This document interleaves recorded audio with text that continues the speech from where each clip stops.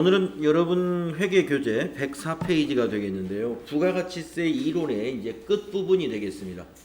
지금 페이지를 보니까 딱 3페이지 남았네요. 네. 자, 우리가 이제 부가가치세 개념부터 사업자의 개념, 그리고 재화의 공급, 그리고 용역의 공급, 그 다음에 재화의 수입에 관한 과세에 대해서 알아봤습니다.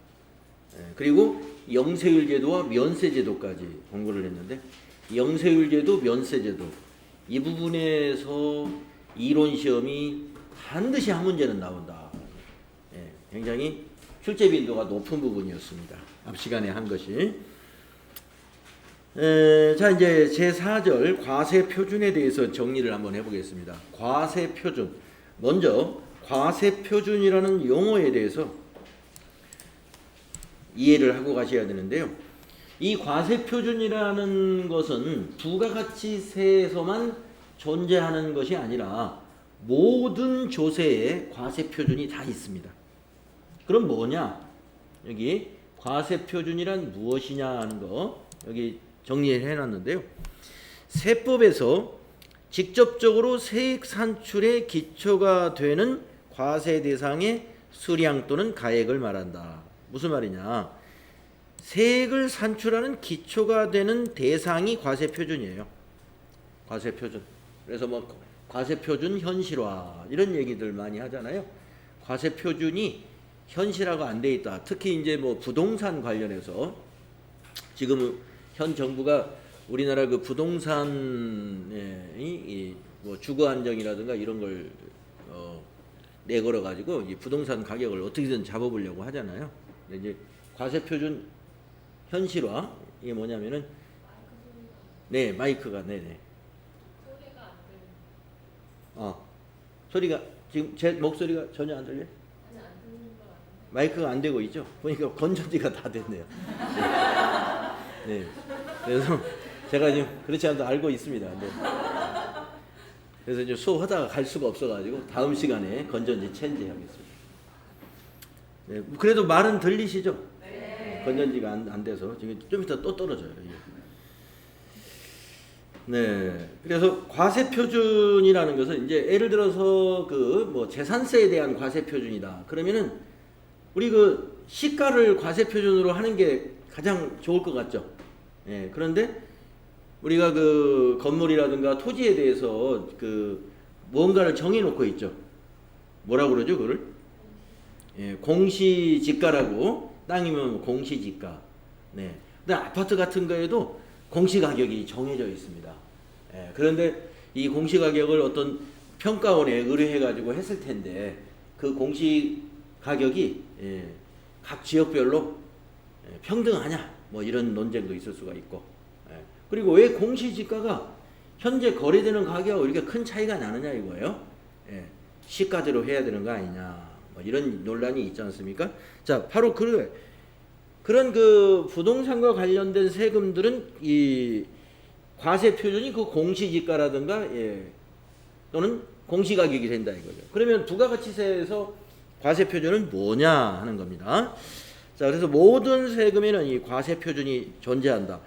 이게 과세 표준이 최종적으로 나와야 거기다 세율을 곱합니다. 그래서 직접적으로 세액을 산출하는 기초가 되는 금액이다. 이렇게 우리가 수량이라고 하는 것은 뭐 우리가 조세물납을 하지 않는 한 금액을 가지고 세금을 내기 때문에 여기서는 기초가 되는 과세 대상의 금액이다. 이렇게 이해하시면 되겠습니다. 그래서 과세 표준의 정의를 이렇게 이해하시고, 그 다음에 부가가치세에서 그럼 과세 표준은 뭐냐? 해당 과세 기간에 공급한 재화 또는 용역의 공급가액의 공급가액을 합한 금액이다. 그래서 우리가 여기서 공급가액이라는 말이 나오죠. 그래서 부가가치세법에서는요, 과세표준이 공급가액이 되는 거예요. 우리가 세금계산서나 계산서를 보게 되면은 그 양식에 공급가액이라고 표시가 되어 있습니다.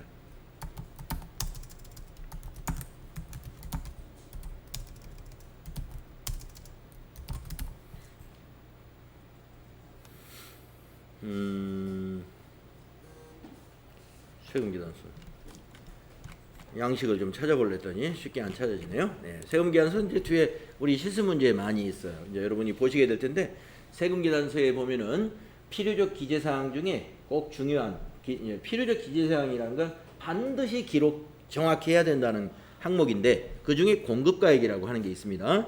그 공급가액이 바로 과세 표준이고 그 공급가액에 곱하기 10%에서 우리는 부가가치세가 단일세율이에요. 단일세율.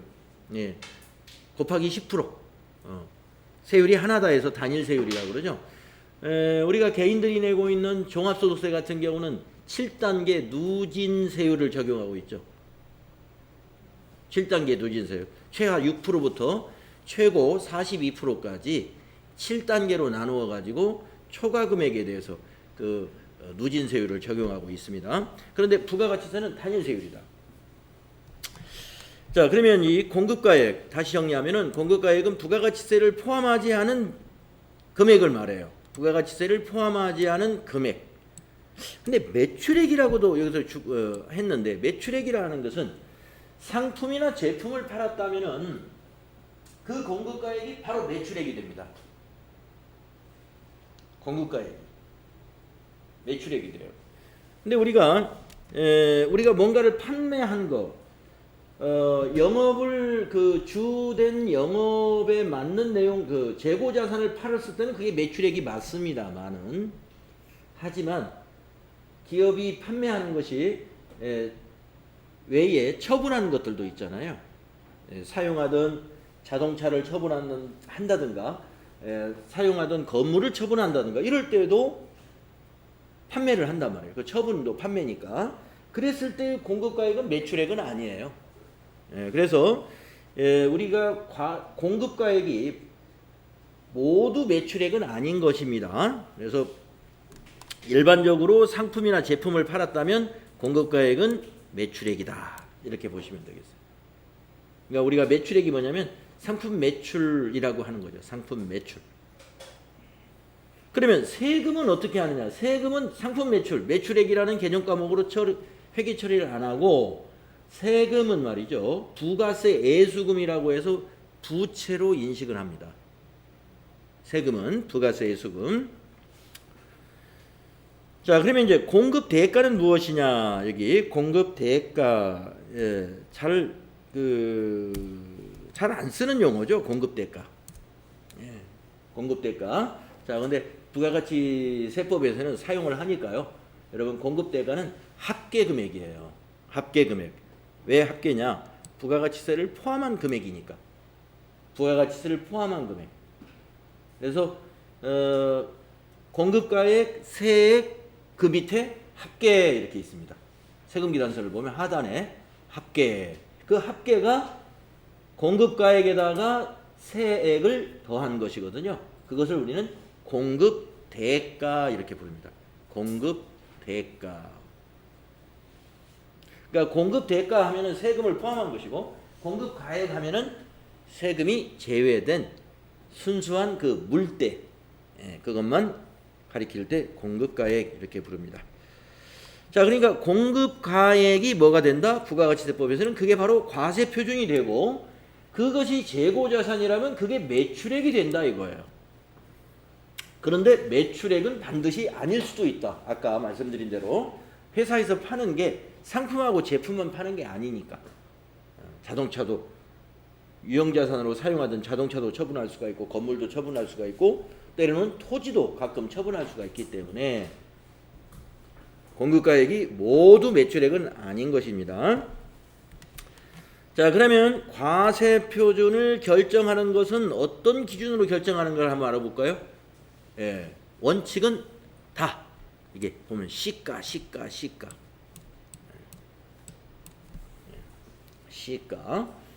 그러니까 되게 이제 우리가 시가를 공정가치라고 부르거든요.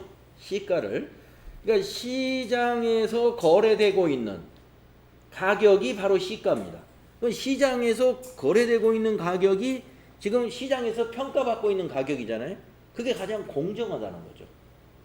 그래서 과세표준은 시가로 결정하는 게 기본이에요. 원칙이. 얘기했어. 여기 일반 원칙. 일반 원칙. 자, 그런데 금전으로 돈을 받았어요. 그러면 어떻게 돼요? 돈 받은 게 과세표준이 돼야 되겠죠? 돈 받은 게.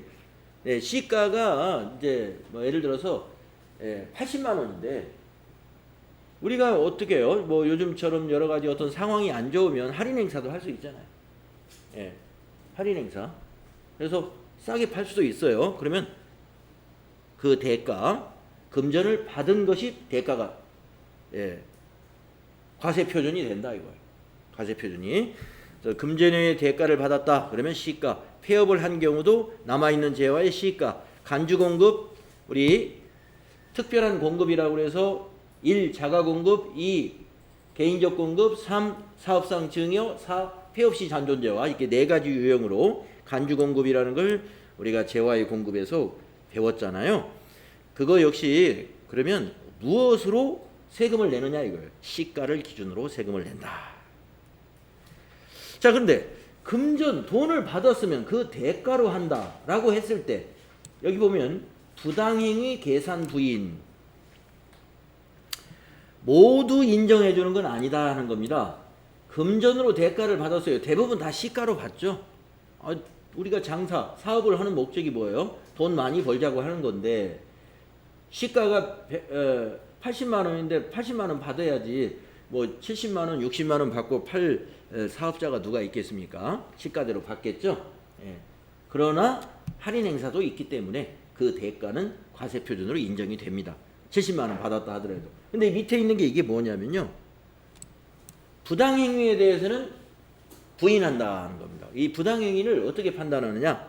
이렇게 사업자의 특수관계인들에게 공급하는 재화 또는 용역의 공급가액이 조세의 부담을 부당하게 감소시킬 것으로 인정되는 경우에는 돈 받은 거 다 무시하고 시가를 공급가액으로 봐야 된다라는 것입니다. 예. 그래서 사업자의 특수관계인에게 우리가 조세를 부당하게 감소시킬 목적으로 이렇게 과세 표준을 줄인 것 같다라고 하면은 그것을 조세관청은 부인할 수 있다. 예. 뭐 이런 것은 세무조사를 통해서밖에 부인이 안 되겠죠. 예. 뭔가 의심이 와서 세무조사 해가지고 이거는 인정이 안 됩니다 하고 전부 다 시가로 다시 환산해가지고 세금 다시 내고 가산세 내고 또 추가되는 세금 내고 하는 그런 징벌적인 어떤 처분을 받게 되겠죠. 이 부당행위 계산 부인은. 그래서 우리가 그 개인적 공급에서도 이거 나왔습니다만은 개인적 공급에서도 우리가 그 사업자가 판매를 목적으로 취득했거나 생산한 재화에 대해서 특수관계인에게 무상으로 주거나 그러니까 자기 자녀에게 그냥 주는 거 또는 어떻게 시가보다 현저하게 낮은 가격으로 판매를 했다면 시가를 가지고 간주공급으로 인정을 해서 신고해야 된다. 그런 부분이 있었죠. 간주공급에 대해. 자, 과세표준 결정은요. 금전으로 대가를 받았을 때는 그 대가가 바로 과세표준이 되고 나머지 경우는 다 시가를 기준으로 과세표준이 정해진다. 이렇게 보시면 되겠습니다. 자, 과세표준을 거래 유형별로 한번 구분을 해보자면 외상이나 할부 판매 이거 총 공급한 재화의 총 가액이 과세표준이 돼요. 여기서 말하는 할부 판매라는 것은 1년 안에 1년 기간 내의 할부가 일반 할부 판매이고요. 그 밑에 있는 장기 할부 판매는 과세표준 금액이 이렇게 나누어집니다. 계약에 따라 받기로 한 대가의 각 부분. 그래서 과세 기간에 받은 것만 과세표준으로 신고를 하게 됩니다. 장기 할부 판매에 대해서. 그러니까 일반 할부 판매는 총 금액으로 그냥 해야 돼요. 총 금액으로 할부를 만약에 오늘 6월 29일입니다. 6월 29일부터 1차 할부가 들어갔어요. 언제까지냐면 3개월 할부, 뭐 6, 7, 8 이렇게. 그래서 2차 대금은 7월 29일 날, 마지막 세 번째 대금은 8월 29일 날 받기로 했다. 그러면 과세표준을 6월 29일이니까 1기에 그 물건값이 100만 원이었으면 1기에 100만 원 다 과세표준이 된다 이런 얘기입니다. 나누질 않아요. 나누질 않습니다. 할부 판매, 1년 이하짜리 할부. 그런데 밑에 장기 할부 판매는 뭐예요? 1년 넘는 거예요. 장기니까. 거기에 대해서는 각 계약에 의해서 받기로 한 대가, 계약에 의해서 받기로 한 대가, 이것은 받기로 한 것만 해당되는 과세기간에 과세표준으로 신고해주면 돼요. 총액으로 신고 안 한다 이런. 나누어서 신고하는, 나누어서. 여기서 받기로 한 대가하고 실제로 받은 거하고 다를 수가 있죠. 7월 달에 할부가 들어와야 되는데, 만약에 29일로 정해져 있다면 7월 29일 할부가 들어오는 날이에요. 근데 소비자가 거래처에서 약속을 안 지켰어. 그러나 받기로 한 대가, 계약에 따라서 받기로 했기 때문에 과세표준으로 신고해야 돼요. 안 받았더라도. 이게 실제로 받은 금액이 아니에요. 받기로 한 거는 다 신고해야 된다. 그 다음에 둘 이상의 과세기간에 걸쳐서 용역을 제공하고 그 대가를 선불로 받은 경우, 이거 앞에서도 살짝 어디서 나온 것 같은데, 네, 이거는 그 안분 계산을 해요. 선불로 받은 금액을 과세기간에 해당 과세기간의 계열수를 분자로 하고 총 계약기간을 분모로 해서 이렇게 해당 과세기간으로 안분 계산해서, 월할 계산해서 신고하면 되겠습니다. 네. 자, 과세표준에 대하여서 두 번째는 우리가 애매한 것들이 있어요. 과세표준에 이걸 포함해야 될까 말해야 될까, 이 애매한 것들을 이 표에서 정리를 해줬습니다. 네. 자, 이거는 포함해야 되는 거예요. 왼쪽에 있는 것은. 근데 오른쪽에 있는 것은 포함해서는 안 되는 금액들입니다. 네. 포함해야 되는 거, 포함해서는 안 되는 거. 그 다음에 이 표 밑에 보시면 공제하지 말아야 되는 거까지 세 가지로 나누어져요. 그러니까 우리가 이거 과세표준에 포함해야 될까 말해야 될까? 아니면 또 이미 공급을 했는데 그 뒤에 무슨 일이 벌어졌어요? 거기에 대해서 이걸 공제해야 되느냐 말해야 되느냐, 이런 부분이 있는데 이걸 딱 정리를 해놨습니다. 자, 먼저 첫 번째, 꼭 포함해야 되는 거 한번 볼까요? 과세표준에 포함해라 하는 거. 우리가 할부 판매를 하게 되면은 현금 판매에 비해서 어떻습니까? 이자 부분을 더 붙여서 팔게 되죠, 일반적으로. 현금 판매 80만 원짜리다 그러면 할부 판매 들어간다 그러면 몇만 원이 더 붙지 않습니까? 그게 바로 이자 부분이죠. 그거 어때요? 과세표준으로 봐야 된다 이거예요. 그러니까 부가가치세 붙는다 이거예요. 여기서 과세표준에 포함되어야 된다 하는 의미는 부가가치세가 과세된다 하는 의미입니다. 그래서 할부 판매 해놓고 현금 가격으로 과세표준을 신고하면 안 된다 이거죠. 실제로 할부 받을 거 총 금액, 이자 포함된 금액으로 과세표준 신고한다. 그 다음에요, 요 두 개는 한꺼번에 알아두시는 게 좋은데, 이 대가의 일부로 받았다는 말이 들어가죠. 대가의 일부로 받았다. 대가의 일부로 받게 되면은 모두 공급가액에 포함해서 과세가 됩니다. 즉 보험료, 산재보험료 또는 운송비, 포장비, 하역비, 이거는 원래 판매하는 사람이 그걸 운송하는데 보험료가 들어갔네, 또 뭐 산재보험료가 또 들어갈 수도 있고, 운송비 또 포장비 또 물건 상하차 하는데 상차비라든가 하차비 이런 것들이 들어갈 수가 있죠. 예. 그런데 이것을 대가로 공급받는 자에게 받아. 예. 받으면 그건 물건값이다 이런 얘기예요. 무슨 얘기인지 아시겠죠? 예. 만약에 저 공기청정기가 80만 원짜리인데 소비자가 사놓고 저 운송해 주세요 그런단 말이에요. 네, 운송해 드리겠습니다 하고 회사는 저 상품 판매는 80만 원 잡아놓고 또 운송하는데 용달을 불려 쓰는데 5만 원이 들어갔다고 볼까요? 그러면 회사가 판매 관리비로 운반비 5만 원 이렇게 처리했으면 저 공기청정기 판매하는 회사의 과세 표준이 아니에요. 그 운반비 5만 원이. 자, 그런데 소비자한테 저거 80만 원이다. 운반해 주세요. 아, 그러면 운반비 포함 85만 원입니다. 고객한테 소비자한테 85만 원을 받았다 이거예요. 그거는 뭐예요? 대가의 일부로 받은 거예요. 그래서 그거는 세금이 85만 원에 세금 10% 8만 5천 원이 부가세다 이런 얘기. 네, 어떤 건지 아시겠죠? 회사의 운송비라든가 이런 하역비 같은 것을 회사가 회사의 판매 관리비로 처리한 것이 아니라 고객 공급받는 자에게 돈을 받았다 하면 회사 경비로 안 한 거죠? 소비자가 부담한 거잖아요. 그거는 과세가 된다 이 말입니다. 과세 표준에 포함된다 하는 거. 그러니까 여러분은 말이죠. 보기에서 이걸 기억하시면 돼. 대가의 일부로 받았다 이런 말이 나오면 과세된다. 과세된다는 말은 과세 표준에 포함이다. 이렇게 판단하시면 됩니다. 그 다음에 그 밑에 이거는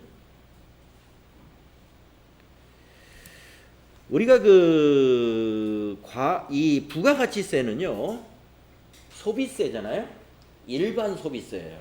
그래서 만약에 개별 소비세가 붙는 재화가 있다고 한번 볼까요? 예, 개별 소비세가 붙는 재화. 예를 들어서 소나타가 개별 소비세 붙기 전에는 가령 1,500만 원이라고 해봅시다. 근데 개별 소비세가 10%가 붙어요. 10%라고 가정을 해봐요. 그러면 소나타 값이 165만 원이 되네요. 그렇죠? 차값 1,500에다가 저기 10%니까 150만 원이 세금이 붙으니까 1,650이 되네요. 그 1,650이 과세 표준이 된다 이 말이에요. 뭐에? 부가가치세. 그러니까 부가가치세는 맨 마지막 세금이에요. 최종 세금. 그래서 이런 개별 소비세 외에 교통, 에너지, 환경세, 또 술 같으면 주세 이런 것 등이 붙으면 이러한 교통, 에너지, 환경세 및 주세 및 또 그에 따른 교육세 및 농어촌 특별세라는 이런 목적세들이 붙는데 이 모든 목적세나 이런 개별 소비세는 어떻게 된다? 부가가치세 과세 표준에 포함된다. 네.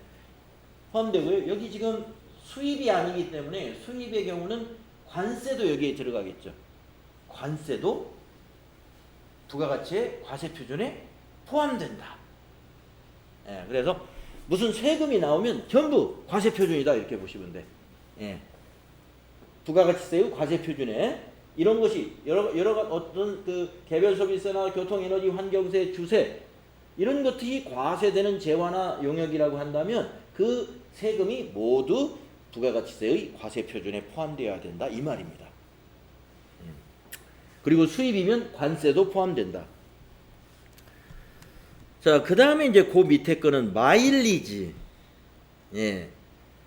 대가의 전부나 일부를 받은 대가의 전부나 일부를 마일리지로 팔았다면 어떻게 되느냐 이거예요. 그러면 마일리지 등 외의 수단으로 결제받은 금액 또 자기 적립 마일리지 외의 마일리지 등으로 결제받은 부분에 대한 재화 또는 용역을 공급받는 자 외의 자로부터 보전받은 금액. 좀 말이 어렵죠. 네. 자, 마일리지로 일부만 결제를 받았다고 한 생각을 해볼까요? 그러면은 마일리지 외에 돈으로 받은 금액이 있겠죠? 그거 당연히 과세표준 되는 거고. 그럼 마일리지는 어떻게 하느냐? 마일리지는 두 가지가 있어요. 자기 적립 마일리지하고 그 외의 마일리지가 있습니다. 자, 자기 적립 마일리지라는 것은 그러니까 우리 회사에서 마일리지를 줘가지고 소비자가 그 마일리지로 산 거예요. 그러면 우리 회사 돈 못 받는 거죠. 그만큼은. 깎아주는 건 할인이나 마찬가지지 않습니까? 그러면 이것만 과세표준이 돼요. 마일리지 외의 수단으로 결제받은 금액만. 자, 그런데 자기 적립 마일리지가 아니라 다른 마일리지를 가지고 우리 상점에서 살 수도 있죠. 여러분 그 쿠폰 같은 것도 마일리지나 마찬가지예요. 제가 무슨 설문조사에 참여를 했더니 핸드폰으로 설문조사 답해줘서 고맙다고 무슨 빵집 또는 무슨 커피에 그 쿠폰 10,000원짜리 뭐 이런 거 보내주잖아요.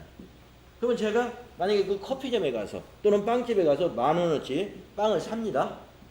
그 마일리지 판매는 그 빵집에서 과세표준에 포함해야 돼요. 왜? 그 빵집의 적립 마일리지가 아니니까. 그렇죠? 빵집 마일리지가 아니라 그 빵집은 그 마일리지를 돈처럼 쓸 수가 있어요. 청구하면 돼.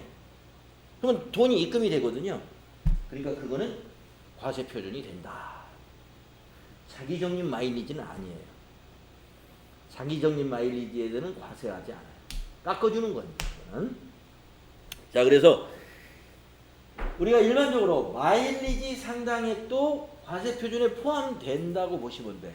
다만 자기 적립 마일리지라고 보기에 나와 있으면 그건 과세표준 아니다.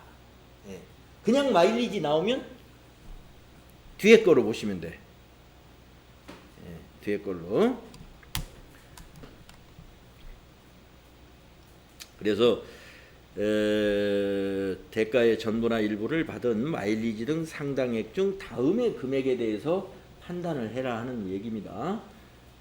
다음의 금액에서 두 가지는 여러분이 마일리지 외로 받은 거 당연히 과세표준 해야 되고, 그 다음에 자기 적립 마일리지 외의 마일리지는 과세표준이다.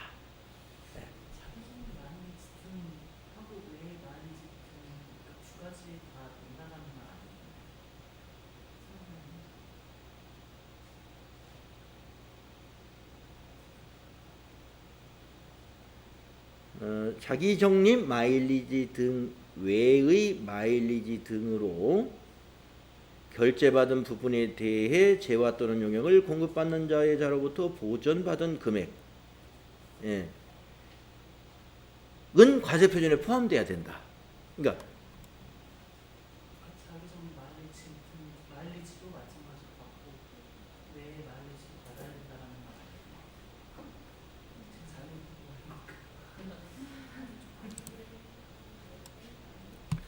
자기 적립 마일리지는 아니다 이런.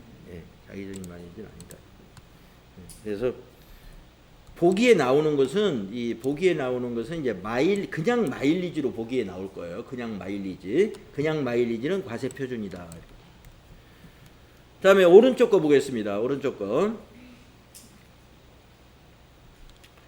과세표준에 포함하지 않는 금액. 과세표준에 포함하지 않는 금액. 이거는 세금이 없다는 뜻이에요. 과세표준에 포함되지 않는다는 것은 과세하지 않는다는 거고, 왼쪽의 거는 과세한다는 거였죠. 자, 오른쪽에 이거 당연히 빼줘야죠. 매출 내누리, 매출환입, 매출할인은 우리가 순매출액을 계산할 때 총 매출액에서 빼주는 거죠. 매출 내누리, 매출환입, 매출할인 이건 빼주는 거니까 포함하지 않는 거 당연한 거고. 그 다음에 두 번째 것도 너무 당연한 겁니다. 공급받는 자에게 도달하기 전에 파손되거나 훼손되고 멸실되었다면 이거 누구 책임이에요? 공급자 책임이잖아요.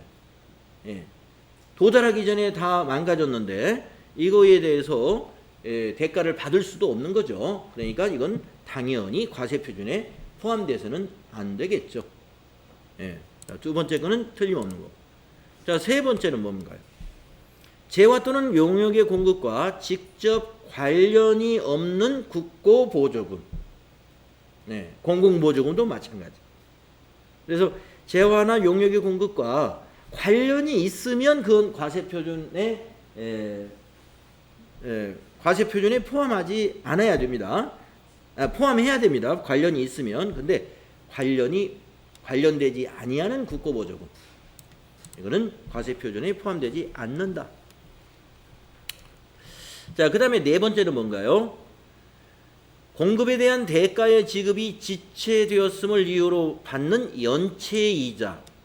예, 이 연체이자하고 아까 왼쪽에 있었던 할부 판매에 대한 이자 상당액하고는 다른 거예요. 할부 판매 경우에 이자 상당액은 과세표준에 포함돼야 되는 것인데, 그 달에 할부를 받아야 되는데 받지를 못하게 되면 거기 연체료가 붙는단 말이에요. 그 연체료에 대해서는 과세하지 않는다 이거예요. 연체료에 대해서는 과세하지 않는다. 연체이자가 과세표준이 아니기 때문에.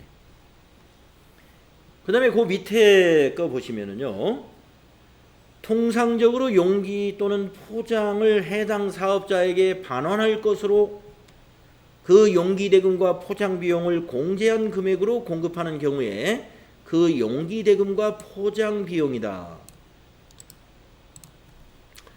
네, 우리가 이제 용기에 담아서 이 판매가 일어나는 것들 생각하시면 되겠습니다. 생맥주, 네, 생맥주 통에 담아서 팔아야죠. 예. 근데 생맥주 뭐 10,000cc 갖다 주세요. 그래서 10,000cc를 갖다 주는데 생맥주 값은 가령 10,000cc가 10,000원이다. 그러면은 10,000원만 받는 게 아니라 통이 있으니까, 예, 20,000원을 일단 받는다 이거예요. 이 통값이 10,000원이야. 근데 나중에 이제 생맥주를 다 먹고, 자, 통 가져가세요. 하면 또 영업사원이 와서 통을 가져가면서 10,000원을 줘요. 그러면 공급가액이 10,000원이다 이거예요. 처음에 20,000원 받았다 하더라도. 왜? 그 용기 대금을 나중에 돌려주거든요. 돌려주는 거. 왜냐면 마트나 이런 데서도 아마 그 콜라 사이다, 이런 뭐 종이 박스 말고요, 이 플라스틱으로 되어 있는 뭐 이렇게 음료수 박스 이런 거 보면은 나중에 플라스틱 박스를 이렇게 회사별로 모아놨다가 영업사원이 오면 박스를 돌려주면 어떻게 돼요? 돈을 다시 주거든요. 그런데 처음에 그 음료수를 받을 때 그 박스 값까지 다 치르고 받아요. 그러면 콜라 회사에서 박스 값을 매출로 잡느냐 이거예요. 과세 표준으로 안 잡습니다. 제외되는 거예요. 왜냐면은 그 용기 대금은 다시 매입자가 반납을 하면 다시 돌려주기 때문에. 예, 그래서 용기 대금은 아니다. 과세 표준이 아닌 거죠. 그 다음에 그 밑에 거는요, 음식, 숙박 영역이나 개인 서비스 영역을 공급하고 그 대가와 함께 받는 종업원의 봉사료를 세금계산서, 영수증, 신용카드, 매출전표 등의 그 대가와 구분하여 적은 경우로서 봉사료를 해당 종업원에게 지급한 사실이 확인되는 경우에 그 봉사료, 네, 봉사료 이야기입니다. 네. 근데 이 봉사료를 음식이나 숙박 용역을 제공하는 그 업체에서 회사가 받았다가 나중에 봉급 줄 때 봉사료를 만약에 계산해서 줬다, 봉급에 포함해서, 그거는 아니에요. 그 봉사료가 아니에요. 예. 이거는 우리가 이제 계산서를 보면은 뭐 식사 5개, 뭐 술 몇 병 해가지고 15만 원이 만약에 나왔어요. 15만 원. 부가세 15,000원에서 총금액 16만 5천원. 그 밑에 봉사료 2,000원 이렇게 붙는 거. 예. 그러니까 그 공급 가격, 그러니까 과세 표준에 이건 포함하지 않는다 이거예요. 종업원에게 직접 주는 거. 봉사료는 아니다. 종업원에게 지급하는 봉사료는 아니다. 그러니까 요거를 보면요, 제 아는 사람이 이천에서 그 생맥주집을 하는 자그마하게 하는 분이 있었는데 이 사인 받아놓는 게 있어요. 예. 어떤 분이 있냐면은 자 생맥주를 이렇게 파는 거, 맥주 팔고 안주 파는 것은 다 매출액으로 신고해야 돼요. 과세표준. 그런데 도우미를 만약에 불러달라고 그랬다. 손님이 와서. 그래서 이제 어떤 도우미를 불러줬습니다. 그러면은 그 사람이 이제 술값을 계산하면서 주인한테 얼마입니까? 그러면 그 사장님이 저기 그 도우미 값까지 해서 술값 5만 원에 3만 원에서 8만 원입니다. 이런단 말이에요. 그러면 3만 원, 8만 원을 다 주죠. 소비자한테 받게 되죠.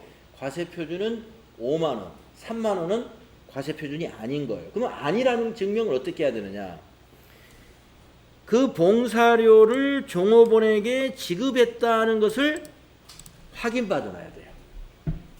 그래서 그 노트를 하나 가지고 다 사인을 받습니다. 몇 월 며칠 저 돈을 얼마 받았다 하는 사실을 사인을 받아놔야 돼요.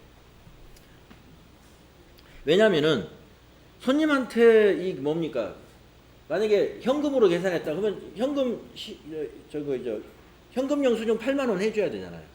신용카드로 만약에 결제한다 그러면 신용카드로 매출이 8만 원 일어나죠. 근데 그 중에서 우리 과세표준은 사실은 5만 원밖에 안 돼. 그 3만 원을 피해 가야 되잖아요. 서류를 만들어 두는 거죠. 이거는 종업원에게 직접 지급한 사실이 있다 하는 것을 증명을 해야 되겠죠. 자, 그 다음에 맨 밑에 이제 과세표준에 포함하지 말아야 되는 게 또 하나 뭐가 있느냐. 임차인이 부담하여야 할 보험료나 수도요금이 되는데 이런 것 등을 징수하여 납입을 대행하는 경우에 해당되는 금액이다. 납입 대행해야 되는 경우. 뭐 전기요금 같은 경우는 되게 각 호별로 계량기를 따로 분리해서 하는 경우가 많습니다. 그런데 여기 그 수도요금 같은 경우는요. 수도 계량기를 각 호별로 이렇게 다뤄줄 수가 없죠. 대개 건물 하나에 수도 계량기가 하나밖에 없어요. 그러면 어떻게 해야 돼요? 거기 지금 한 건물에 5개 사무실이 있다. 그러면은 그 건물주가 5개 사무실을 이렇게 어떻게 이제 계산 방법을 가지고 이번 달 수도료가 100만 원이 나오면 20만 원씩 이렇게 똑같이 나눈다든지 뭐 거기 인원이 많으면 좀 더 많이 내게 한다든지 이런 방법으로 해가지고 그걸 분할을 하죠. 그러니까 어떻게 됩니까? 만약에 각 호에서 이번 달 월세를 주는데 월세는 50만 원, 수도요금이 2만 원, 그러면 52만 원을 주잖아요. 그 중에서 50만 원은 그 임대인의 과세 표준이지만 2만 원은 수도요금이기 때문에 납입대행한 것은 과세 표준이 아니다. 그 얘기입니다. 그런데 관리비를 만약에 받았다. 관리비 그거는 과세 표준이 돼요. 관리비는 납입대행이 아니죠. 관리비는 누가 받는 거예요? 그 건물주가 받는 거죠. 직접. 그러니까 관리비는 납입대행으로 보는 게 아니에요. 수도요금 이런 공공요금 같은 경우는 납입대금으로 봐줍니다. 네, 그래서 여러분이 이 항목을 이해하시면 돼요. 과세표준에 포함하는 금액, 포함하지 않아야 되는 금액, 이거 지금 이 내용이 무엇인가를 이해하시면 여러분이 다 맞출 수 있을 거고요. 이와 관련 문제가. 자, 마일리지 문제가 나오면 그냥 보기에 마일리지라고 나오니까 그거는 과세표준에 포함된다. 이렇게 보시면 되겠습니다. 자, 이제 마지막으로 요 세 개. 공제하지 않아야 한다는 거예요. 공제하지 않는 금액. 공제하지 않는 금액 세 가지밖에 없습니다. 장대하. 장대하는 공제하지 않는다. 어떤 것이냐면요. 장려금입니다. 장려금. 자, 거래처에다가 행사를 걸어가지고 6월 달에 판촉 행사를 걸었어요. 그래서 전월 대비 2배 이상 그 매입을 해주게 되면은 우리가 장려금을 지급하겠다. 어떻게 지급하느냐? 이번 달 매입한 금액의 10%를 우리가 돌려주겠다. 캐시백, 장려금이죠. 그러면은 만약에 그 회사에 이번 달에 5천만 원 팔았어요. 그러면 500만 원 캐시백 해줘야 돼요. 10% 돌려주기로 약속했으니까. 그러면 세금계산서 발행할 때 4,500만 원을 과세표준을 하지 말아야 된다 이겁니다. 5천만 원 다. 아시겠죠? 장려금 캐시백 해주는 거 이거 공급가액에서 빼면 안 돼요. 공제하지 말아라. 장려금 공제하지 않는다. 두 번째, 대손금. 대손금도 공제해서는 안 됩니다. 여러분, 대손이라는 것은 우리가 매출채권 배울 때 공부하셨죠? 외상매출금, 이게 또는 받으러 거래처에서 약속을 안 지켜가지고 돈을 못 받게 됐어요. 그럼 억울하죠. 세금까지 다 냈는데. 세금은 국가가 돌려줍니다. 대손세액 신고라는 걸 하게 되면은 조세관청에서 세금은 돌려줘요. 왜냐면 외상 못 받았는데 세금을 미리 받아버렸잖아요, 국가에서. 그래서 세금은 돌려주는데 이 대손금은 뭐예요? 공급가액이죠, 공급가액. 공급가액을 다음에 신고할 때 빼지 말라 이거예요. 공제하지 말아라. 한번 매출로 신고한 공급가액은 빼는 일이 없습니다. 세금은 빼주는데 공급가액은 빼는 거 없어요. 못 받았다고 해서 빼주지 않는다. 대손금 공제하지 않습니다. 그 다음에 이제 건설업에서 하자보증금. 이 하자보증금은 자기가 공급한 그 건설 용역에 대해서 하자가 있으면 이걸 내가 틀림없이 수리한다는 것을 보증하기 위한 거잖아요. 당연히 빼지 말아야죠. 하자보증금. 그래서 우리가 건설업에서 비용을 지급하고 있는 하자보증금은 건설의 공급가액에서 빼는 것이 아니다 하는 거예요. 그래서 세 가지 알아두세요. 장대하, 공제하지 않는 거 세 가지가 있습니다. 장려금, 대손금, 하자보증금. 장대하. 자, 그래서 요거 지금 105페이지에 있는 내용도 상당히 중요합니다. 여기서도 시험이 꽤 많이 출제를 하고 있어요. 이 페이지에서도. 자, 다음은 이제 재화의 수입까지 하고 우리 쉬는 시간 가질게요.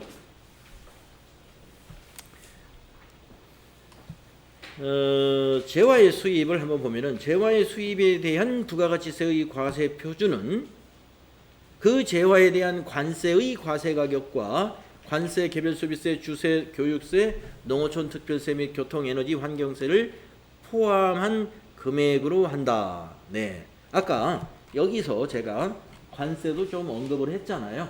과세 표준에 포함돼야 된다. 이건 이제 국내 거래에 있을 때 국내 거래의 경우에는 이제